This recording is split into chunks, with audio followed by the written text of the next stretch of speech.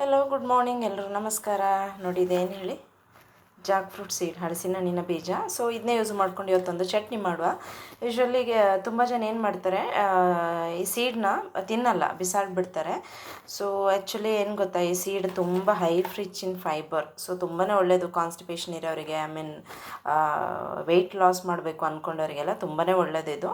So ನಿಮಗೆ next time ಏನಾದರೂ ಸಿಕ್ಕಿದ್ರೆ ಪ್ಲೀಸ್ ಇದನ್ನ ಬಿಸಾಡಬೇಡಿ, ವೇಸ್ಟ್ ಮಾಡಬೇಡಿ, ಇದನ್ನ ಯೂಸ್ ಮಾಡ್ಕೊಳ್ಳಿ. ಇದನ್ನ ಚಟ್ನಿ ಮಾಡ್ಬೋದು, ನೀವು ಕರಿ ಮಾಡ್ಕೋಬೋದು, ಇಲ್ಲಾಂದ್ರೆ ಪಲ್ಯ ಮಾಡ್ಬೋದು, ಇಲ್ಲ ಏನೂ ಇಲ್ಲಾಂದ್ರೆ ಹಾಗೇ ನಾವು ಹುರಿದು ತಿನ್ಬೋದು, ಚೆನ್ನಾಗಿರುತ್ತೆ.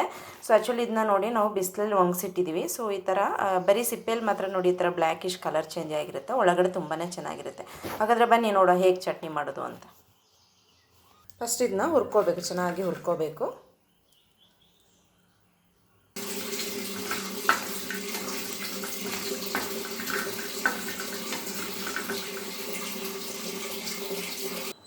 ನೋಡಿ ಇವಾಗ ಇದು ಫ್ರೈ ಆಗಿದೆ ಆಲ್ಮೋಸ್ಟ್. ಇವಾಗ ಇದ್ರದ್ದು ಸಿಪ್ಪೆ ತಗೋಬೇಕು.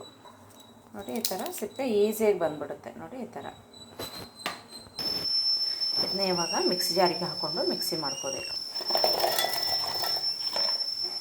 ಗ್ರೀನ್ ಚಿಲ್ಲಿ, ಸಾಲ್ಟ್, ಆಮೇಲೆ ಕೊರಿಯಂಡರ್ ಲೀವ್ಸ್, ಪುದೀನ ಬೇಕಾದ್ರೆ ಹಾಕೋಬೋದು, ಬಟ್ ನನಗೆ ಟೇಸ್ಟ್ ಇಷ್ಟ ಅಲ್ಲ, ಸೊ ನಾನು ಆ್ಯಡ್ ಮಾಡ್ತಾಯಿಲ್ಲ. ಸೊ ಇದು ಒಂದು ರೌಂಡ್ ಮಿಕ್ಸಿ ಮಾಡ್ಕೊಂಡು ಆಮೇಲೆ ನೀರು ಆ್ಯಡ್ ಮಾಡ್ಕೊಳ್ಳಿ, ಆವಾಗ ನೈಸ್ ಪೇಸ್ಟಾಗಿ ಸಿಗುತ್ತೆ.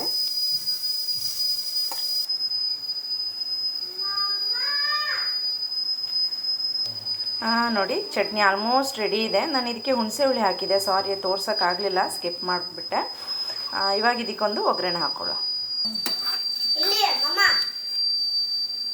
ಒಗ್ಗರಣೆ ರೆಡಿ ಇದೆ. ಇದಕ್ಕೆ ನಾನು ಸಾಸಿವೆ, ಕರಿ ಲೀವ್ಸ್ ಮತ್ತು ರೆಡ್ ಚಿಲ್ಲಿ ಯೂಸ್ ಮಾಡಿದ್ದೀನಿ.